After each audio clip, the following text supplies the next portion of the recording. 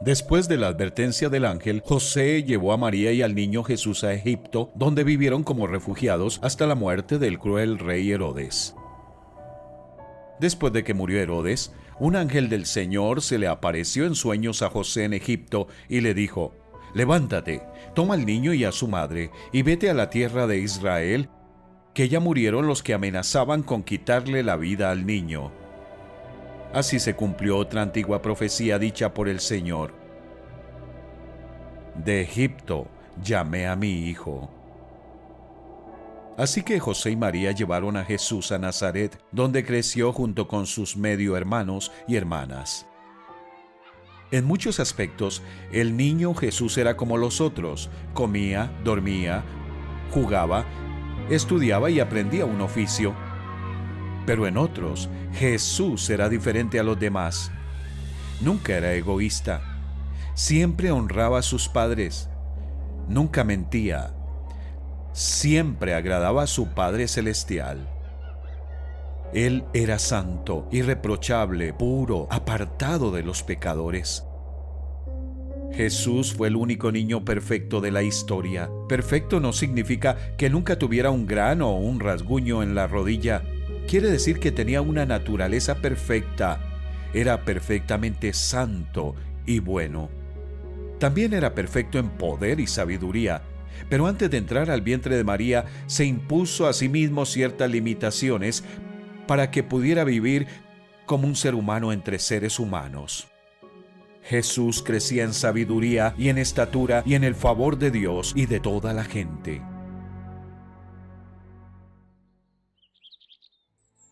Cuando Jesús tuvo 12 años, viajó con sus padres desde Nazaret hasta Jerusalén para la fiesta anual del sacrificio, conocida como la Pascua. Mientras que sus amigos de la infancia exploraban la gran ciudad, Jesús pasó la semana en el patio del templo, sentado entre los maestros, escuchándoles y haciendo preguntas. Todos los que lo oían quedaban asombrados de su entendimiento y de sus respuestas. El templo era el lugar donde se quemaban corderos sobre un altar por los pecados del pueblo. El niño Jesús comprendía lo que los eruditos ignoraban.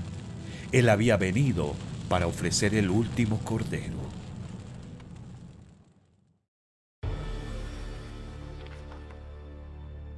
Habían pasado 30 años desde el nacimiento de Jesús en Belén. Augusto César había muerto. Su hijastro Tiberio César reinaba sobre el Imperio Romano. Herodes Antipas gobernaba en Galilea. Poncio Pilato gobernaba en Judea. Y había un nuevo profeta que predicaba en Palestina. En aquellos días se presentó Juan el Bautista, predicando en el desierto de Judea. Decía: «Arrepiéntanse, porque el reino de los cielos está cerca».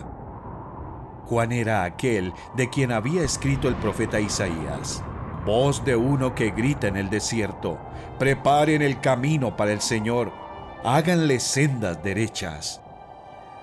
La ropa de Juan estaba hecha de pelo de camello, llevaba puesto un cinturón de cuero y se alimentaba de langostas y miel silvestre.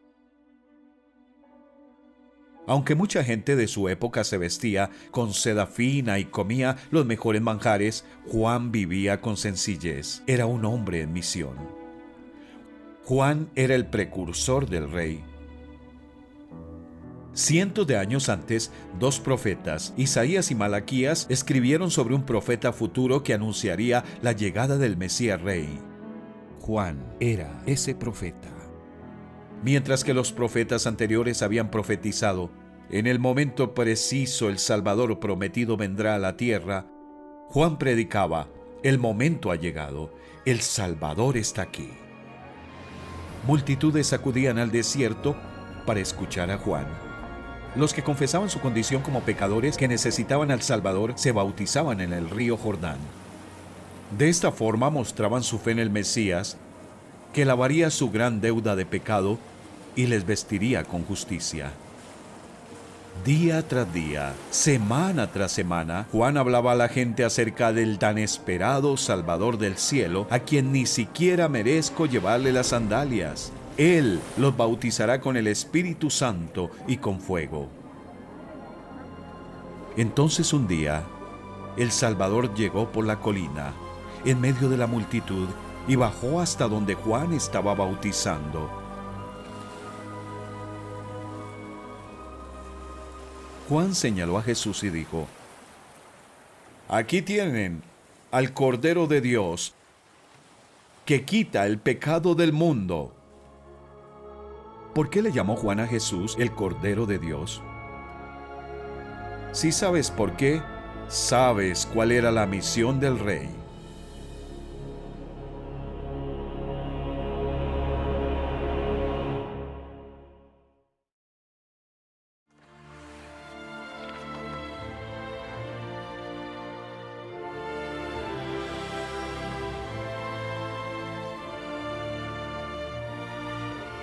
Jesús pidió a Juan que le bautizara. Juan protestó porque el Mesías Rey que había venido del cielo no necesitaba arrepentirse. Dejémoslo así por ahora, pues nos conviene cumplir con lo que es justo. Le contestó Jesús. Así que Juan bautizó a Jesús. Al bautizarse, Jesús mostró que pertenecía a la familia humana que había venido a rescatar. Tan pronto como Jesús fue bautizado, subió del agua.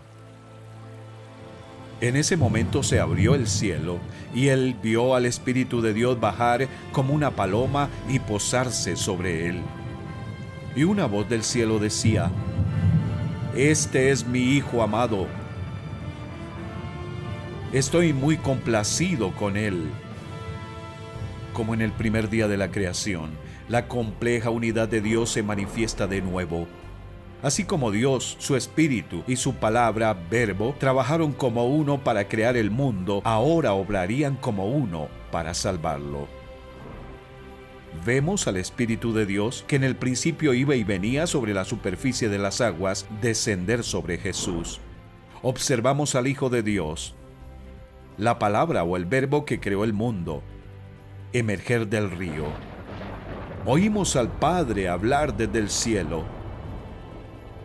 Durante los últimos 30 años, Jesús había vivido lejos del ojo público, pero su Padre en el cielo había observado cada pensamiento, palabra y acción. ¿Y cuál fue su veredicto sobre la vida de su Hijo? Estoy muy complacido con él. En toda la historia humana, Jesús es el único que hizo todo lo que Dios exige, todo, siempre, perfectamente. Jesús hizo lo que Adán no logró hacer, reflejar la imagen de Dios, pero hizo más que reflejar. Jesús era su imagen. Dios, que muchas veces y de varias maneras habló a nuestros antepasados en otras épocas por medio de los profetas, en estos días finales nos ha hablado por medio de su Hijo. A éste lo designó heredero de todo y por medio de él hizo el universo. El Hijo es el resplandor de la gloria de Dios, la fiel imagen de lo que Él es, y el que sostiene todas las cosas con su palabra poderosa. Con razón, Jesús dijo después: El Padre y yo somos uno. Jesús es el Hijo perfecto.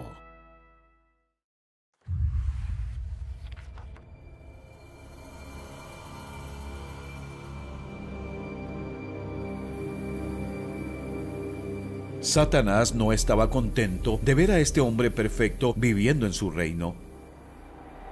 Pero el diablo tenía una estrategia.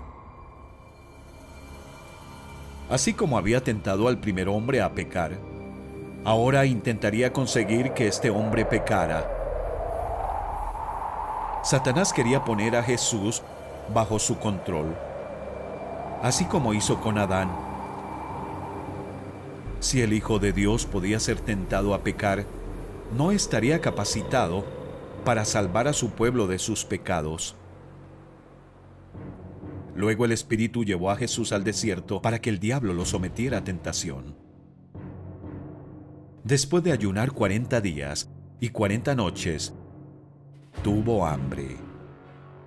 El tentador se le acercó y le propuso: «Si eres el Hijo de Dios, ordena a estas piedras que se conviertan en pan».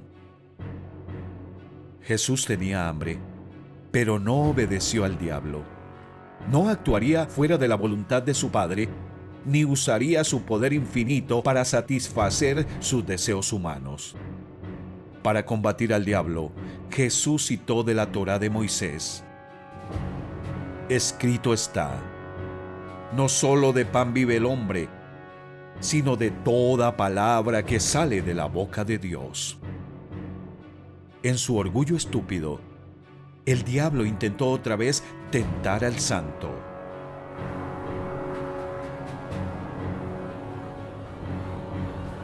Llevándolo a una montaña muy alta, le mostró todos los reinos del mundo y su esplendor.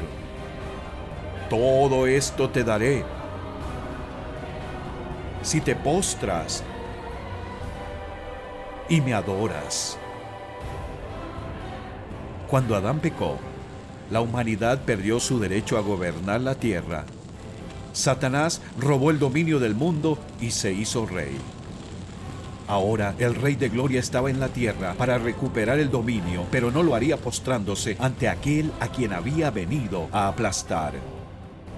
«Vete, Satanás», le dijo Jesús, «porque escrito está: adora al Señor tu Dios y sírvele solamente a Él». Finalmente, el diablo dejó a Jesús. Satanás nunca había tentado a nadie como él. Un hombre que no tenía el deseo ni la capacidad de pecar.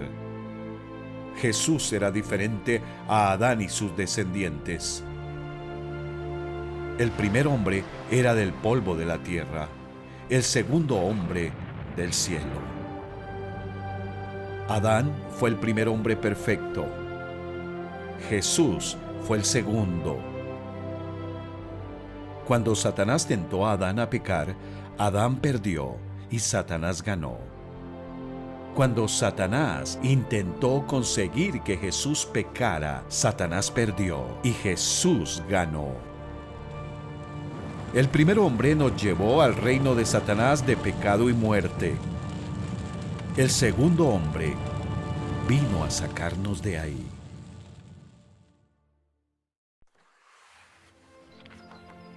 Después de los intentos inútiles de Satanás por hacer que Jesús pecara, Jesús regresó a Nazaret, donde había crecido y trabajado como carpintero.